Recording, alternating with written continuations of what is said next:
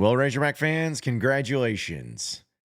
You're going back to Omaha for the College World Series. Let's talk about it on today's Locked On Razorbacks podcast.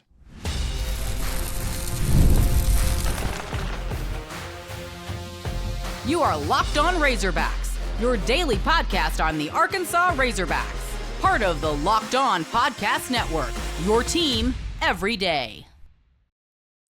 And welcome into the Locked On Razorbacks podcast. I am your host, John Nabors. I am also the host of Inside Arkansas Live, which you can catch every weekday starting at noon on Inside Arkansas and InsideArkansas.com. Today's episode is brought to you by FanDuel. Right now, new customers can get $200 in bonus bets when your first $5 bet wins. Hope everybody had a wonderful weekend, as I know you did, especially you Razorback baseball fans out there, because your Arkansas Razorbacks are officially heading back to Omaha for the College World Series. I mean, wow. There's a lot of things that we're going to try to unpack from all of this, and I can't wait to be up there in Omaha. I'm going to be leaving this week. Really looking forward to it, but we'll talk about some of the things with Dave Van Horn and also Tony Vitello, which I know people always are interested from hearing from that, but some good clips and some good things from them. But let's talk about this whole deal. Let's talk about this with Arkansas taking care of business against the Tennessee Volunteers. Now, if you heard the things that we talked about, I know in this podcast, about Arkansas going into this one and the tough nature that Arkansas had and was going to have in order to win this series. I think Tennessee is a phenomenal team. I said that they had a lot of respect, but I just felt like Arkansas was the better team, and I felt like that there was a good chance, not saying it would for sure happen, but a good chance that Arkansas would take care of business in a major way. And so when the first game happened and Arkansas won by a one-run game, it was 4-3. It was crazy because so many of us would have seen that final score and been like, man, tough game, hard-fought battle between two really good teams. But it really wasn't that. It was, in fact, quite different. Arkansas was for sure the better team, and it wasn't even close. Arkansas had 10 hits in the game, but they only scored 4 runs. So it kind of gave the vibe that's like, okay, so what's going on here? Like, how can they not have the offense get going? How could they not have the success that the offense needed to have? What's the problem here? I mean, there was an element of people who were pretty concerned about how that was looking and how that was going to go. But Arkansas ended up taking care of business, and that was all she wrote. That was all that mattered. You got the win. But then in game 2, you were having William Doyle go for the Tennessee Volunteers. You were going to have Peebles back, their catcher, after he was serving a suspension. He was going to be back. You were going to be pitching Gage Wood. You just felt like this game was going to go to 3 games, and if it was going to go, you had to take care of game 1 because game 2 was going to be a lot more difficult. That's the way that I perceived it, and I think that's the way that most people perceived it, but that wasn't the case. Liam Doyle, Golden Spikes Award finalist alongside Vahiva Aloy. Baum Walker does not treat him very well. He gets lit up whenever he goes to Baum Walker, and Arkansas had just another great day at the plate where they had 10 hits again. This time, though, they were able to bring in 10 runs or have 10 RBIs based on that, 11 runs scored. And it was pretty evened out as far as guys that got a lot of hits in this one. It wasn't just one player or anything like that.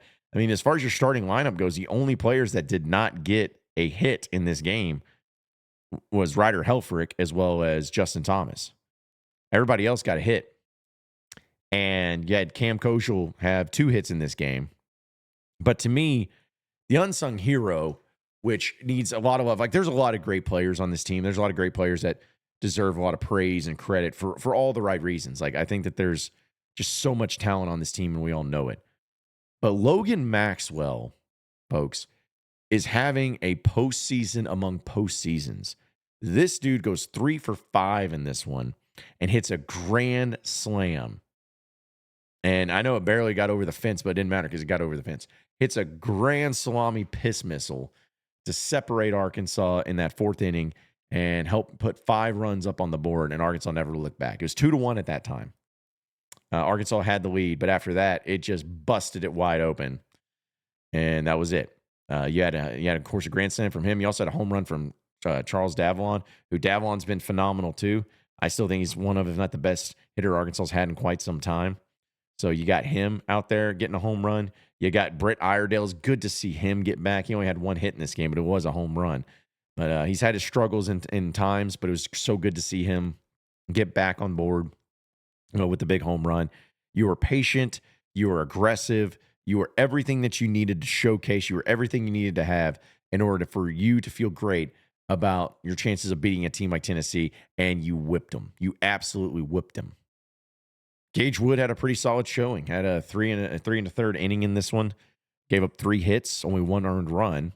Didn't have a single strikeout though, which was fascinating. But did have 48 pitches. Then shout out to Cole Gibler, true freshman, comes in. He gets the win, but went 2 2/3 inning. Had only 1 hit given up. Had 4 strikeouts, and looked really strong. So it was good to see him. Aiden Jimenez comes in. He goes in the inning.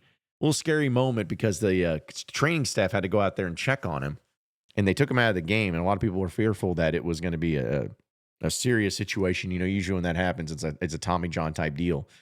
But Dave Van Horn said after the game that it was just cramps and all of that. So hopefully it's nothing serious. Hopefully he's going to be good to go because that's really big. But then he had Parker Coyle come in for an inning. Had two hits given up with 2 strikeouts, and then Dylan Fouch finished it off. Did give up some runs, but dude was just throwing gas, 99 miles an hour. Closes it out, and here you are. I mean, 2 games. You beat Tennessee in 2 games. I would never dream that the game 2 would be the one that'd be the blowout city. But you, right now, folks, are undefeated in postseason play. I mean, it's, at least in not in Dave Van Horn Sr. has this ever happened, where you have gone through into Omaha undefeated. Now, there's still work to be done. There's still a lot of work to be done. But it is hard, folks. It is hard for me to not get too excited about this. It is hard for me to not start believing in this. Because it looks like, I mean, LSU is going to be the one you face, which is kind of crap. Because I really wish that you'd get a little bit of a break instead of playing a bunch of SEC teams so early. I feel like they really did a poor job of planning in that way. But if you keep playing the way you have been, I don't know who's going to stop you. You know, I don't know which teams left in the field are just far and away better than you. It's not to say that you can't lose a game, because you can. You really can. You've seen it. You're not undefeated this year. But when it comes to on paper, mano a mano, what team are you afraid of? What team are you scared of? What team do you see? You're like, oh, geez, I just need to avoid them at all costs because we have no chance in that. There's none of them. None of those teams.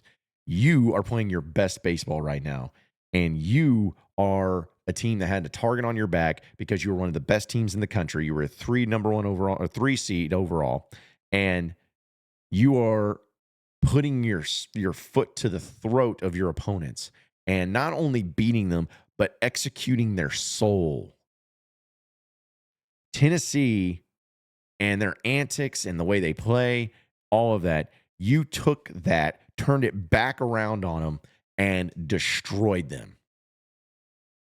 Like, that takes balls, onions, double order sauteed, to be able to do something like that. Like, you took somebody's show, somebody's personality, somebody's soul, you took it, you put it on yourself, you turn it around, and you did it right back to them while completely and totally destroying them. That's next level ruthless. That's something that is going to give nightmares to people. And yeah, there was Arkansas being a little bit and having some antics, saying some stuff.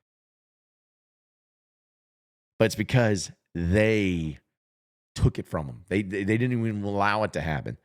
They got sick and tired of all this stuff, so they're like, we're going to do it back to you, and we're going to beat you with it. And we're not even going to give you any sort of opportunity to even do any of it. I didn't see a single thing. I mean, there were antics, like little small stuff, but I didn't see a single thing of pimping anything, of big-time hits, big-time strikeouts, none of that nonsense. Tennessee had none of it. Nada. Not a single thing to get excited about. You set the tone, you beat the crap out of them, and that's why you're in Omaha and they're not. And Tennessee's a good team. I mean that respectfully. But you are a whole nother animal right now.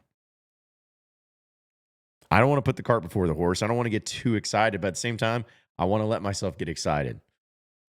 Now is the time, Razorbacks. This is your time. You got it in front of you. Job's not finished. As Kobe Bryant says, job's not finished. You got a lot of work to do. No dogpiling. How about that? No dogpiling there at the end of the game, which I loved. Business. You did have some celebrations, and I think it's real quick too. Shout out to the players, man. That was awesome. They went through the concourse for Razorback fans. They went out to the hog pen and celebrated with the fans. He had Steel Eves go out there and jump into the pond out there, which was disgusting, but it was awesome. The celebrations that they had together as a team and with the fans was awesome. That was magical, and I just really hope it continues on because Arkansas is playing great.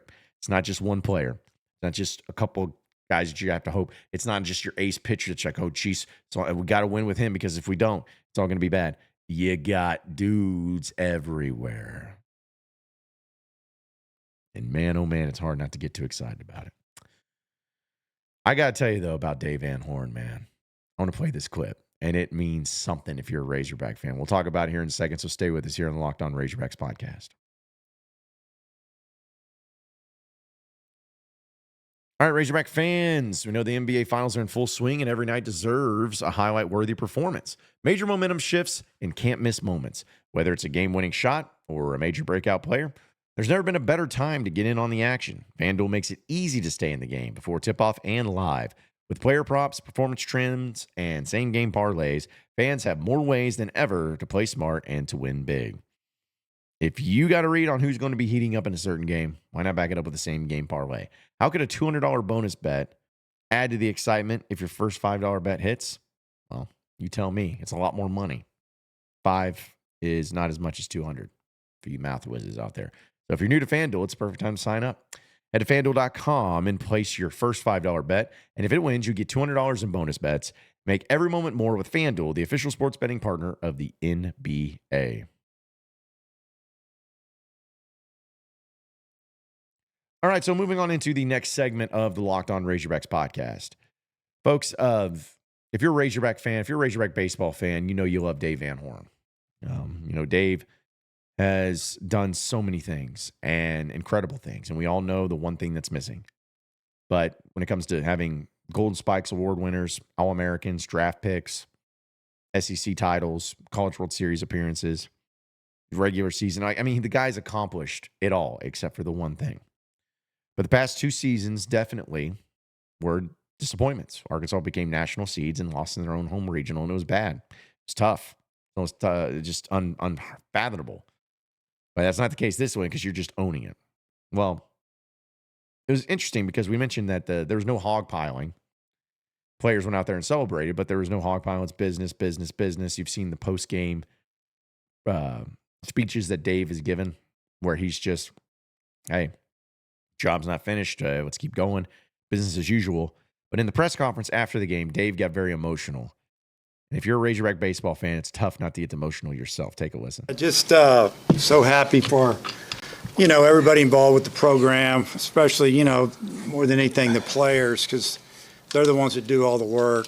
They're the ones that win the games. And so happy that, they're going to finish this season in Omaha. I don't know.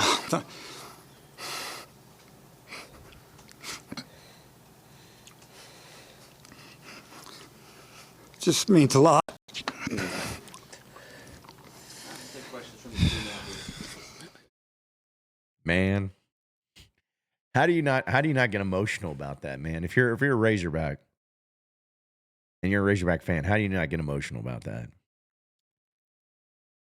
Dave is a very beloved character and coach and figure in all of Razorback lore. And he's always playing it so cool. You know, like he's a guy who has some emotion. He'll show it.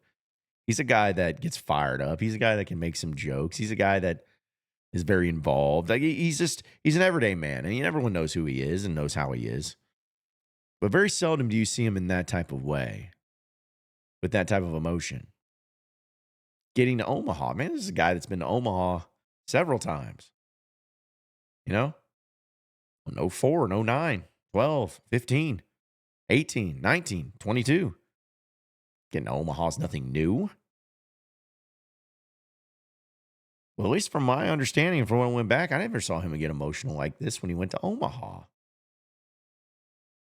So why now? What made him have this emotion that he decided to portray? Well,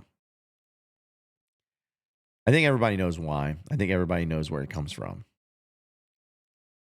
There was a lot of pressure and there was a lot of feeling from fans, and I'm not saying that it wasn't justified, but fans, outsiders, people in the college baseball ranks that looked at Arkansas the past couple of seasons and was just like,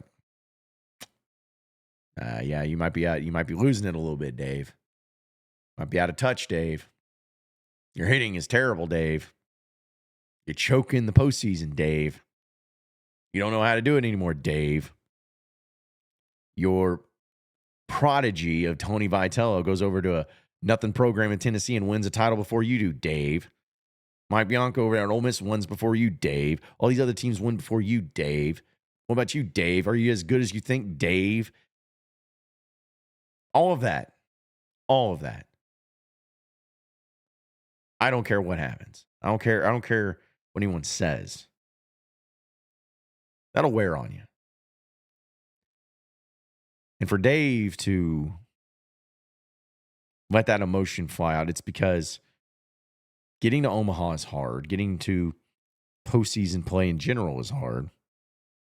And knowing how it went the past two seasons is something that, it motivated him more than anything this season. And to get back to Omaha for him is just a magical thing, and it could not be more deserving.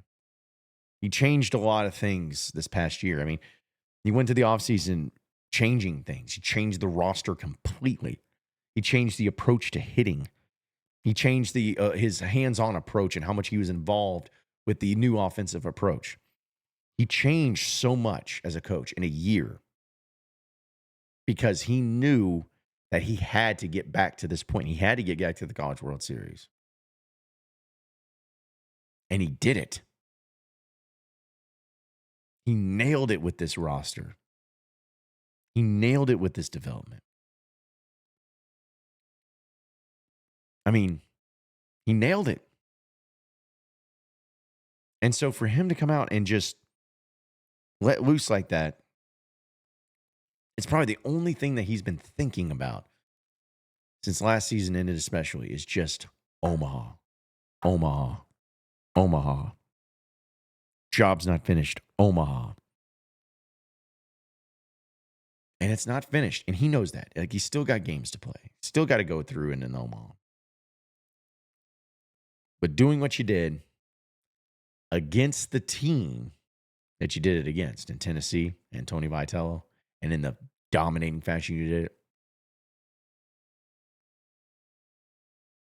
it, it's just, you cannot be happier for Dave Van Horn. The man deserves it. The man deserves a College World Series title.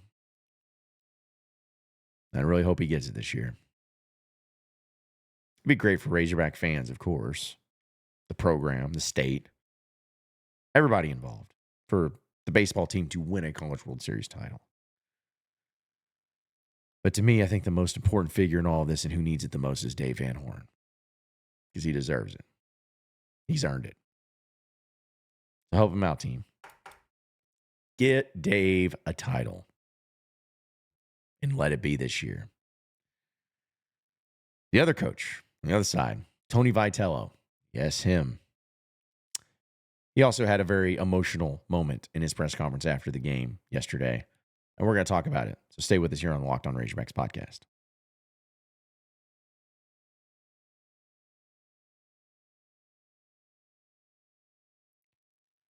All right, so final segment here on the Locked On Razorbacks podcast. We talked about Dave Van Horn and an emotional time that he had in his press conference, and it was, again, tugged at your heartstrings. But, the other side of it was Tennessee and Tony Vitello and all that. And I know some Razorback fans don't maybe like Tony Vitello or whatever because of the way he has his team and his antics and everything. I actually respect the crap out of Tony Vitello. I really do. I mean, if you're not the coach of the Razorbacks, then I'm always going to root against you when you play the Razorbacks, and I maybe don't like the way things are handled. But Tony Vitello is a phenomenal coach. There's no denying it. Ask any former Razorback that played for him while he was here at Arkansas. Every one of them love him to death and would do anything for him. And also, the man we just talked about, Dave Van Horn, has the utmost respect and love and appreciation for Tony Vitello. So all of that said, it's good enough for me. And I keep making the not so subtle jab or even a subtle joke that Tony Vitello is going to be the next head coach of Arkansas when Dave Van Horn decides to retire. I'm hopeful for that. I want Tony Vitello to be the next head coach. I want Dave to win a title. I want Dave to coach here as long as he wants. But when he does officially hang it up, I want Tony V to be here at Arkansas, to be back in Razorback Red. And some of you are like, that's stupid. Or even some of you may not want it. But even those of you who do want it, are like, that's absurd. That's stupid. And there's no way that happens. Folks, listen and watch this from Tony Vitello. And you tell me that it's not a possibility. I guess, obviously, your history with this place. Anything with Coach Van Horn post-game? Well, I was quick to talk to him. I told him I'd come back and meet him around. So he ran off, but on accident. I don't think he knew that's what I meant. So we're however many times we shook hands, we've had two bad come back around there deals. That's a joke. But I don't know. Hopefully I didn't look bad in front of my team.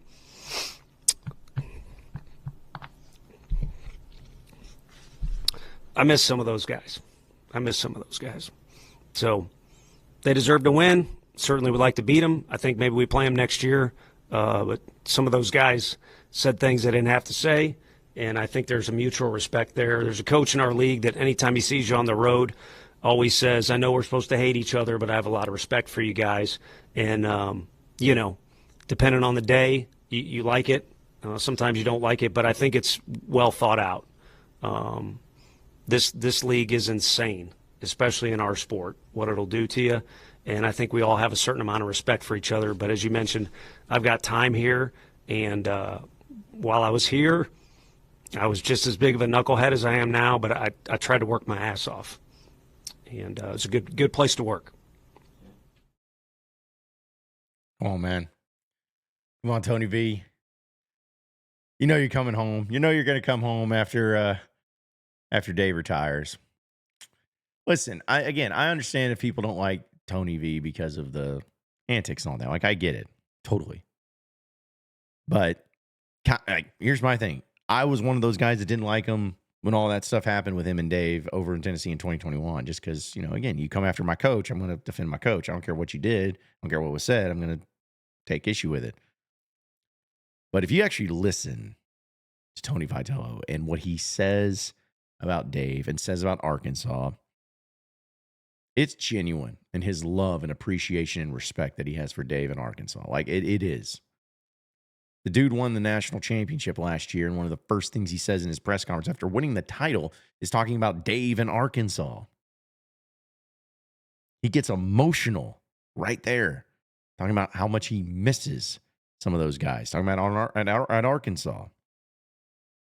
And he loved his time here. I like Tony. I do. I may yell on him on a couple of occasions, but I like Tony. And I will always have a lot of respect for somebody that respects Dave in Arkansas the way the man does. Because he doesn't have to. He could be kind of a jerk. He could be, as he said, a knucklehead. But he ain't to Dave. He ain't at Arkansas. He's always spoken highly of all of it. And I cannot wait for him to be the next head coach at Arkansas. It's going to be great. Trust me. It'll be fine. And for all of you that are like, I hate that guy, I could refuse to. You hated John Calipari too, and look what happened. All right? Winning cures all. Amazing how that works out. Appreciate each and every one of you listening and watching in to the Locked On Razorbacks podcast. Be sure to like and subscribe to the podcast on iTunes or on Google Play. You can also get after me on Twitter at John Nabors Show for any questions, comments, concerns that you may have. Keep it going from there. Same podcast time, same podcast channel tomorrow afternoon. Have a great day, everybody. We'll see you then.